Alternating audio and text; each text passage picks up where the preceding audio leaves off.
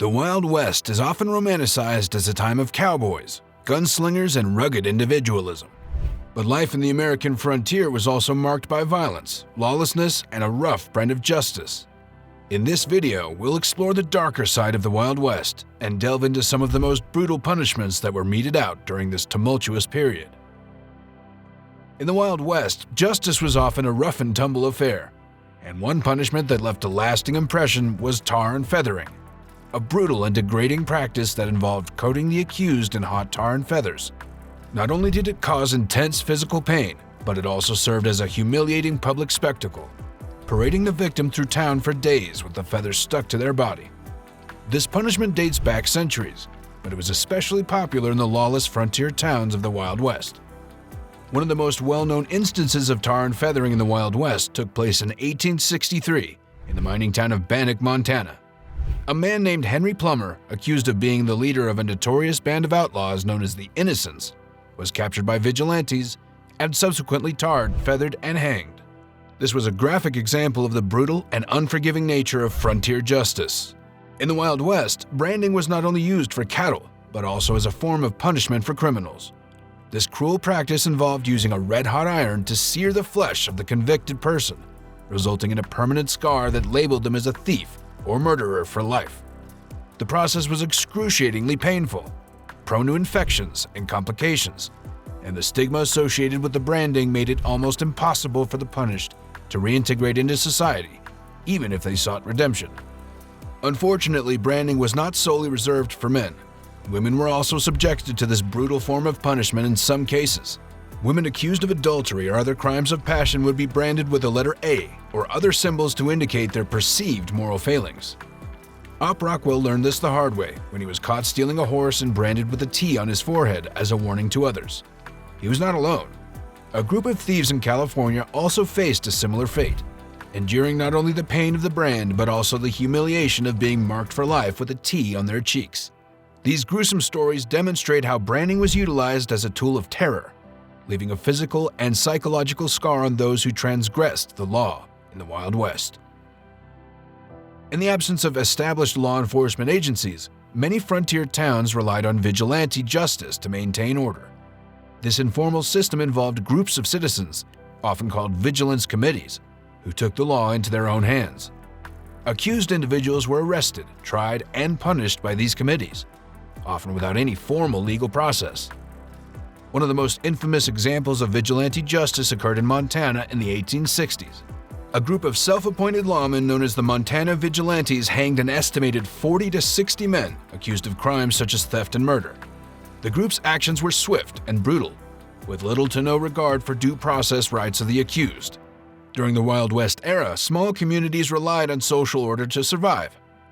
So, when an individual threatened that harmony, they faced a harsh punishment: banishment. This meant being forcibly removed from town, with a dire warning to never return. But it wasn't just a way to keep the peace. It was a powerful deterrent to anyone considering breaking the rules. Just ask Jack Slade, a notorious troublemaker who defied his banishment and paid the ultimate price. Or John Smith, who was accused of stealing gold and vanished from Aurora forever. Banishment may seem like a relic of the past, but its impact on shaping the Wild West still echoes today.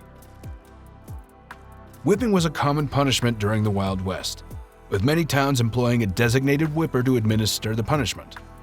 The accused would be tied to a post, and the whipper would deliver a predetermined number of lashes, typically ranging from 10 to 50, depending on the severity of the crime. Whipping was not only physically painful, but also carried significant psychological implications. One of the most infamous instances of whipping in the Wild West occurred in 1851 in California. A man named Charles White was accused of stealing a mule and was sentenced to receive 50 lashes. The punishment was so severe that White reportedly fainted multiple times during the ordeal, a testament to the brutality of this form of punishment. The punishment was carried out in front of a large crowd who reportedly cheered as each lash was delivered. This public spectacle served not only to shame him, but also to send a powerful message to others who might be tempted to engage in criminal activity. The stocks and pillory were two related forms of punishment commonly used in the Wild West. Both devices were designed to restrain the accused, leaving them vulnerable and exposed to public humiliation. The stocks consisted of a wooden frame with holes for the individual's feet, while the pillory held the person's head and hands in place. In both cases, the convicted individual would be left in the device for a predetermined period, often several hours or even days, depending on the severity of the crime. One of the most well-documented instances of the use of stocks and pillory in the Wild West occurred in 1850 in Sacramento, California. James Wilson was accused of theft and sentenced to be placed in the pillory for 1 hour. During this time, he was reportedly pelted with rotten fruit and vegetables by a jeering crowd, adding to the humiliation of his punishment. Another example took place in 1864 in Idaho, when George Ives was accused of murder. He was placed in the stocks and left there for several hours before being hanged. The public nature of his punishment and the opportunity for the community to express their disdain for his actions served as a powerful deterrent to others who might be tempted to engage in criminal activity.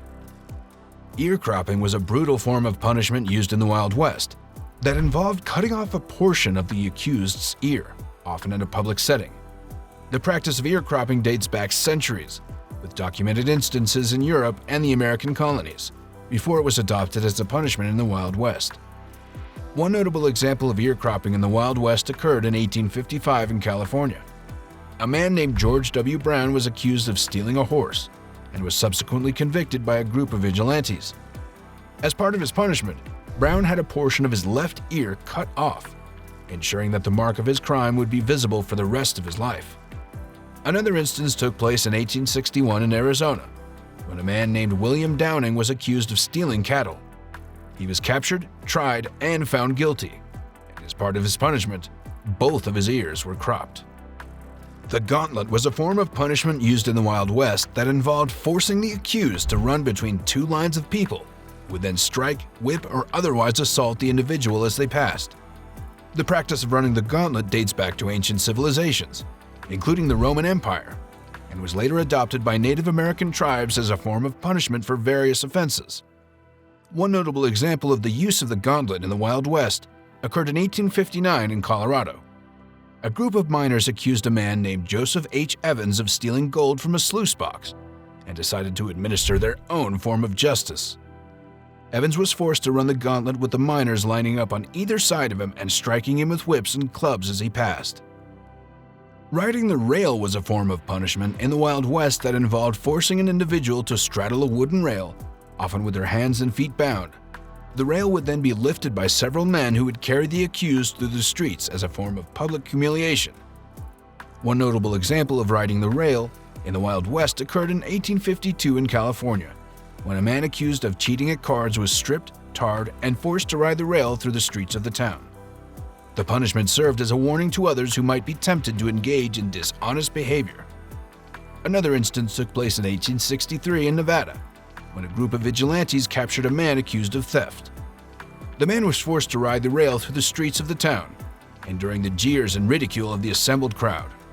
The Wild West was a time of great lawlessness, where brutal punishments were often handed out to those who were seen as a threat to society. From hangings and lashings to being branded and forced to wear a mask of shame, the punishments were often cruel and inhumane. While some may argue that these punishments were necessary to maintain law and order, it cannot be denied that they left a lasting impact on the individuals who were subjected to them.